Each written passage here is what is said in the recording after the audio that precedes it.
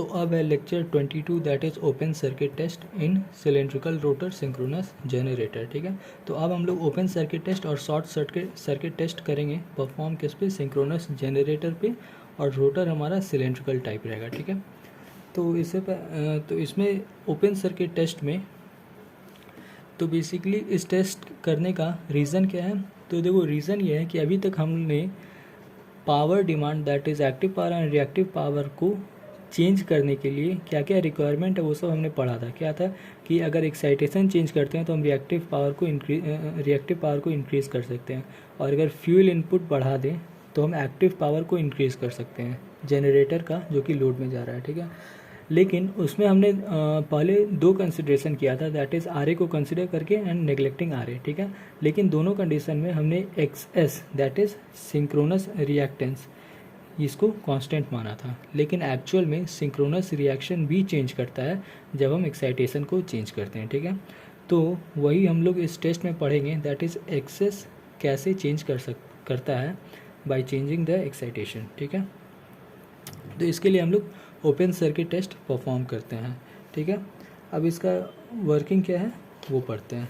तो एक चीज़ है दैट इज़ जनरेटर का जो स्टेटर वाइंडिंग होता है दैट इज़ आर्मेचर वाइंडिंग, वो हमेशा स्टार में किया जाता है। ठीक है, तो हमेशा स्टार का ही फिगर रहेगा। रीज़न इसका यह है कि स्टार में कोई सर्कुलेटिंग करंट एग्जिस्ट नहीं करता है, जिसके कारण थर्ड हार्मोनिक्स ऑटोमेटिकली कैंसिल हो जाता है। ठीक है, तो यही रीज़न है ऑलवेज स्टार का। ठीक है, प्रोसेस क्या है ओपन सर्किट का, दैट इज़ स्टेटर का जो टर्मिनल्स हैं उसको ओपन सर्किट करना है। ठीक है, और किसी एक फेज़ में वोल्टमीटर लगा देना है, मतलब फेज़ मतलब न्यूट्रल और एक फेज़। ठीक है, तो इससे क्या होगा, एक फेज़ में कितना ईएमएफ इंड्यूस हो रहा है वो पता चलेगा। ठीक है, और क्या करना है, तो एक्साइटेशन हमें दे देना है।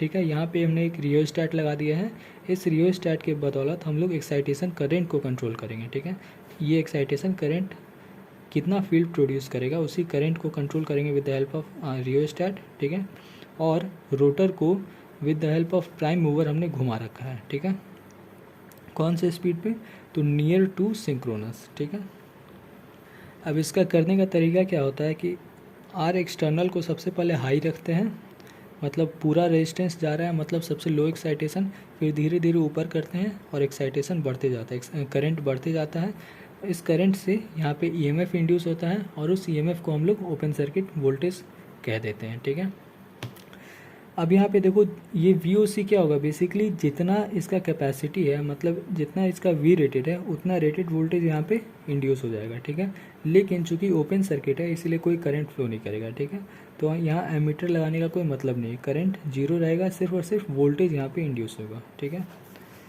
अगर इसका ग्राफ देखो तो ग्राफ कुछ ऐसे आता है, दैट इज़ फील्ड करंट बढ़ा रहे हैं तो वोल्टेज भी बढ़ रहा है, दैट इज़ यहाँ पे जो ईएमएफ इंड्यूस हो रहा है वो बढ़ते जा रहा है। कहाँ तक बढ़ेगा, तो रेटेड वोल्टेज तक बढ़ेगा और रेटेड के बाद सैचुरेट कर जाएगा। सैचुरेट क्यों करेगा, क्योंकि यहाँ देखो जब करंट हम लोग बढ़ा रहे हैं तो ये क्या है, ये बेसिकली रोटर है। रोटर कहने का मतलब रोटर भी एक कोर मटेरियल होता है जिसका एक स्पेसिफिक मैग्नेटिक हैंडलिंग कैपेसिटी होता है। तो जब तक उसका मैग्नेटिक हैंडलिंग कैपेसिटी रहेगा तब तक तुम करंट बढ़ाओगे तो फ्लक्स उसका बढ़ेगा, लेकिन एक बार जब वो सैचुरेट कर गया, मतलब उसका कैपेसिटी ख़त्म हो गया, तो उसके बाद वो फ्लक्स को फर्दर राइज नहीं कर सकता। अगर तुम करंट और भी बढ़ाओगे तो फ्लक्स नहीं बढ़ेगा, इसी के कारण कोर सैचुरेट कर गया। कहने का मतलब तुम करंट तो बढ़ा रहे हो लेकिन कोर उतना फ्लक्स को हैंडल ही नहीं कर रहा है। ठीक है, तो फ्लक्स तुम्हारा बढ़ेगा ही नहीं। अब फ्लक्स ही नहीं बढ़ेगा तो ईएमएफ जो इंड्यूस हो रहा है वो भी रुक जाएगा, तो वही होता है, दैट इज़ रेटेड वोल्टेज पे जाके रुक जाता है और इसको बोलते हैं कोर गेट्स सैचुरेट। ठीक है, ये ओपन सर्किट का कर्व है। ठीक है, ये ऐसे जाएगा और सडन सैचुरेट होगा। ठीक है, अब उसके बाद आता है शॉर्ट सर्किट टेस्ट। अच्छा, इसमें एक और चीज़ दैट इज़ फील्ड करंट यहाँ पे बढ़ाने से, यहाँ पे देखो यहाँ पे कोई करंट नहीं फ्लो कर रहा है, तो आर्मेचर करंट नहीं फ्लो कर रहा है, इसीलिए यहाँ पे आर्मेचर रिएक्शन नहीं होता है। और जब आर्मेचर रिएक्शन नहीं हो रहा है तो आर्मेचर रिएक्शन फ्लक्स भी नहीं आएगा, दैट इज़ क्रॉस मैग्नेटाइजिंग या डीमैग्नेटाइजिंग यहाँ पे नहीं होगा, इसीलिए यहाँ पे कोर सैचुरेट कर गया जल्दी। ठीक है, अब आता है short circuit test. Short circuit में क्या होता है कि यहाँ पे सेम वही रोटर में करंट दे रखे हैं, रियोस्टैट लगा हुआ है और इसको नियर टू सिंक्रोनस पे रोटेट करा दिए। ठीक है, यहाँ टर्मिनल शॉर्टेड है। ठीक है, शॉर्टेड है और यहाँ पे एक एमीटर लगा दिया गया है। अब एमीटर क्या करे, एमीटर तुम्हारा जो ईएमएफ इंड्यूस होगा उसके बाद जो करंट फ्लो करेगा दैट इज़ आर्मेचर करंट, उसको ये रीड कर लेगा, ठीक है। अब चूंकि सॉर्टेड है तो कम करंट कम एक्साइटेशन में ही रेटेड करंट फ्लो करने लगेगा, ठीक ना। क्यों?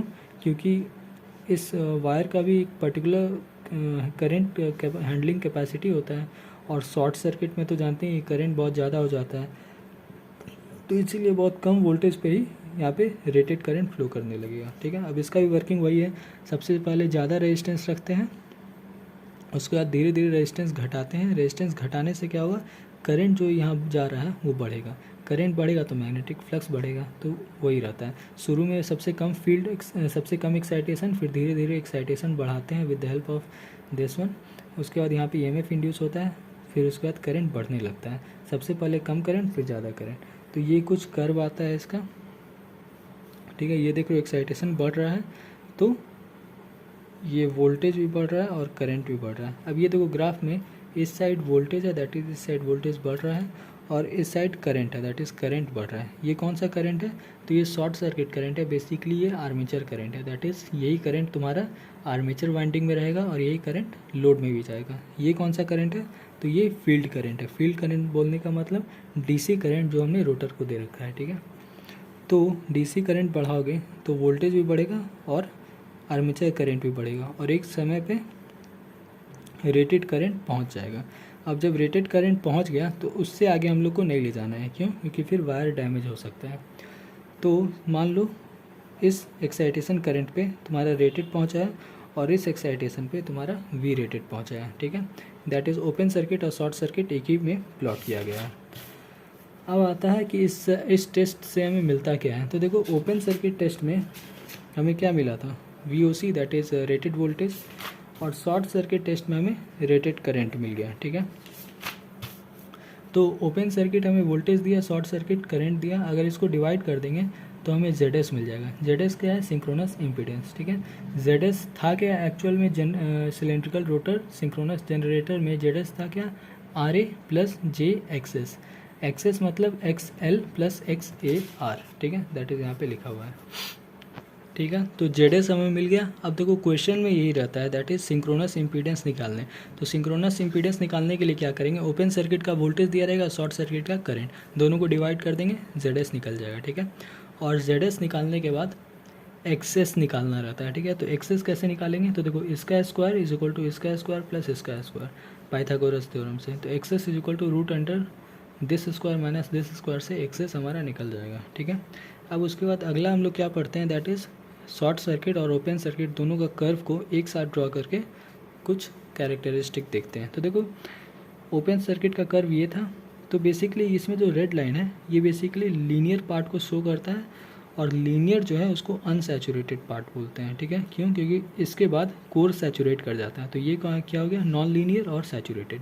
ये लीनियर क्यों है, लीनियर इसीलिए है क्योंकि जितना हम लोग करंट बढ़ा रहे हैं उतना ही रेट से वोल्टेज भी बढ़ रहा है, जबकि यहाँ पे करंट बढ़ रहा है लेकिन वोल्टेज नहीं बढ़ रहा है, इसीलिए ये नॉन लीनियर और ये रेड वाला लीनियर, ठीक है। अब ये दोनों को कंबाइन करके एक ग्राफ बनाती है, दैट इज़ इसको क्या बोलेंगे, equivalent of unsaturated core machine, ठीक है। तो इसका खासियत ये है कि ये देखो ये तुम्हारा एक्सेस ऐसे प्लॉट होता है, ये ब्लू वाला लाइन, ये ब्लैक नहीं, ब्लैक गलत हो गया है, ये ऐसे जाता है और जहाँ पे इक्विवेलेंट आ रहा है वहाँ पे सडन एक्सेस डिप कर जाता है। कहने का मतलब कि इस वाले मतलब लीनियर जोन में जो सिंक्रोनस इम्पीडेंस है वो कांस्टेंट है। कांस्टेंट कहने का मतलब ratio of current end voltage same है, ठीक है, इस वाले रेड वाले पाथ में। लेकिन जैसे ही ये ब्लू वाला पाथ आता है तो वोल्टेज और करंट का रेशियो डिफरेंट हो जाता है। क्यों? क्योंकि करंट तो बढ़ रहा है लेकिन वोल्टेज नहीं बढ़ रहा है, ठीक है। तो वही चीज़ है, दैट इज़ इस वाले इक्विवेलेंट के बाद ZS जो है सिंक्रोनस इम्पीडेंस में सडन डिप आता है। कहने का मतलब सिंक्रोनस इम्पीडेंस जो कि बढ़ रहा था बाय इंक्रीजिंग फील्ड करंट वो अब घट रहा है। मतलब अब फील्ड करंट बढ़ाओगे तो सिंक्रोनस इम्पीडेंस का वैल्यू घटेगा, ठीक ना, ये इस चीज़ को दर्शा रहा है, ठीक है। तो लीनियर वाले जोन में सिंक्रोनस इम्पीडेंस कांस्टेंट होता है, करंट बढ़ने से वोल्टेज भी बढ़ रहा है और सिंक्रोनस इम्पीडेंस भी बढ़ रहा है। लेकिन इस वाले पार्ट के बाद that is non linear that is saturated zone में करंट बढ़ाने से सिंक्रोनस इम्पीडेंस घट रहा है, that is inversely proportional to field current. ठीक है, वही चीज़ इसमें दिखाया गया है। ठीक है, synchronous impedance is inversely proportional to field current, ये तुम्हारा अनसैचुरेटेड वाला है। अब उसके बाद तो ये कंक्लूजन ड्रॉ किया जा सकता है, that is Z S synchronous, Z S synchronism sorry Z S is less than Z S linear, that is Z S saturated, saturated मतलब इस वाले हिस्सा का, इस ब्लू वाले हिस्सा का, इस वाले हिस्सा का। ठीक है, तो जेड एस सैचुरेटेड रीजन में बहुत ही कम होगा, जबकि जेड एस का वैल्यू इस वाले रीजन में ज़्यादा होगा। ठीक है, क्यों? क्योंकि जेड एस होता क्या है, जेड एस होता है तुम्हारा वी अपॉन आई, तो वी तो कांस्टेंट है, करंट बढ़ रहा है तो फ्रैक्शन क्या होगा, फ्रैक्शन तो छोटा हो जाएगा। ठीक ना, तो इसका वैल्यू सैचुरेशन रीजन में जेड एस का वैल्यू छोटा होता है, जबकि इस रीजन में बड़ा होता है। ठीक है, अब उसके बाद नेक्स्ट आता है शॉर्ट सर्किट रेशियो। ठीक है, तो एस क्या होता है, तो एस क्या होता है कि फील्ड करंट का रेशियो होता है। ठीक है, इसमें न्यूमरेटर में कौन सा फील्ड करंट होता है, वैसा फील्ड करंट जो कि रेटेड वोल्टेज प्रोड्यूस कर रहा है, that is open circuit field current, और नीचे शॉर्ट सर्किट फील्ड करंट। ठीक है, तो ओपन सर्किट फील्ड करंट हमें क्या देता है, देखो ओपन सर्किट फील्ड करंट हमें रेटेड वोल्टेज देता है, और शॉर्ट सर्किट फील्ड करंट हमें रेटेड करंट देता है। ठीक है, तो एस का रेशियो क्या हो गया, field current of voltage divided by field current of rated current. ठीक है, अब इसके बाद ये बताया गया है दैट इज़ पर यूनिट का कॉन्सेप्ट, दैट इज़ देखो ये वाला field current one, short circuit ratio क्या था, this field current upon this field current. अब इस फील्ड करंट में हमें रेटेड वोल्टेज मिलता है। अब इस फील्ड करंट में हम देखते हैं कि रेटेड करंट का वैल्यू क्या होता है, कौन सा करंट, तो आर्मेचर करंट। तो देखो इस फील्ड को अगर तुम यहाँ पे देखोगे तो हमें आर्मेचर में इतना करंट मिल रहा है, और जबकि ये वाला फील्ड करंट क्या दे रहा है, रेटेड करंट। रेटेड करंट क्या होता है, बेस करंट, कहने का मतलब ये बेस वैल्यू है और ये एक्चुअल वैल्यू है।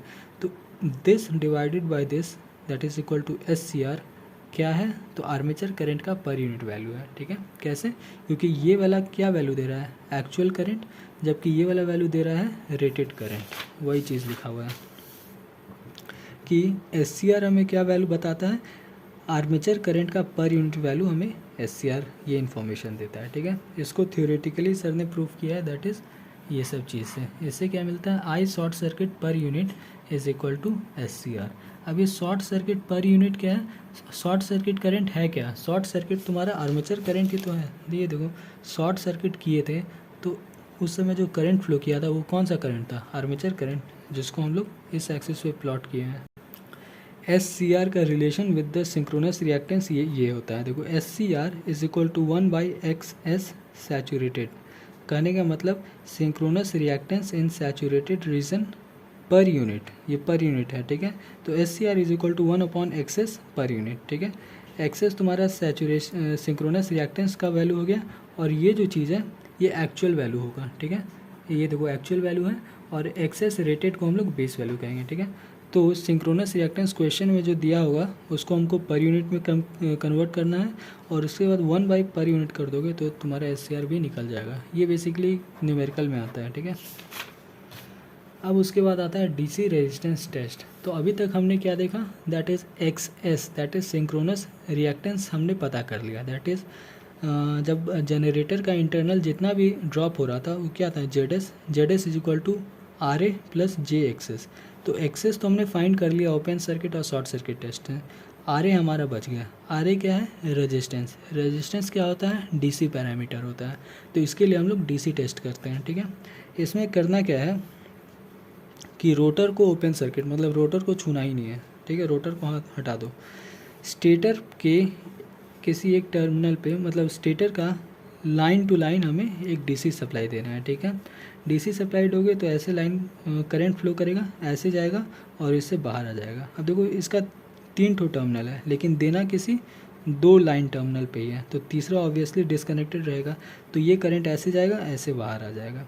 अब स्टार कनेक्शन में करंट सिर्फ और सिर्फ 2 ही कंडक्टर में फ्लो करेगा। ठीक है, तो एक कंडक्टर का वैल्यू क्या हो जाएगा, 1/2। ठीक है, तो 1/2 वोल्टेज अपॉन करंट क्या दे देगा, रेजिस्टेंस का वैल्यू दे देगा। ठीक है, अब देखो होगा क्या कि डीसी होता है तुम्हारा डायरेक्ट करंट। तो डायरेक्ट करंट जब किसी वायर से फ्लो करता है तो वहाँ सिर्फ और सिर्फ रेजिस्टेंस इफेक्ट ही आता है, इंडक्टिव और कैपेसिटिव इफेक्ट नहीं आता है। क्यों?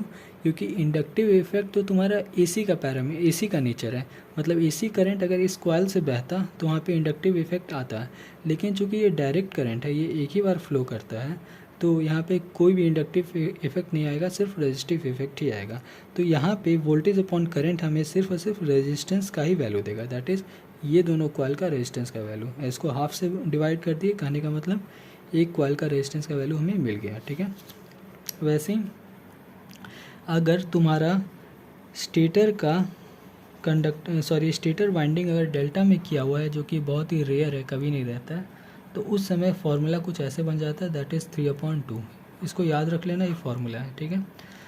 अब जब हम डीसी, देखो ये जो रेजिस्टेंस निकाले हैं ये डीसी रेजिस्टेंस है, लेकिन एक्चुअल में इसमें तो एसी करंट फ्लो करता है, तो हमें इस डीसी वैल्यू को एसी में कन्वर्ट करना पड़ता है, ठीक है।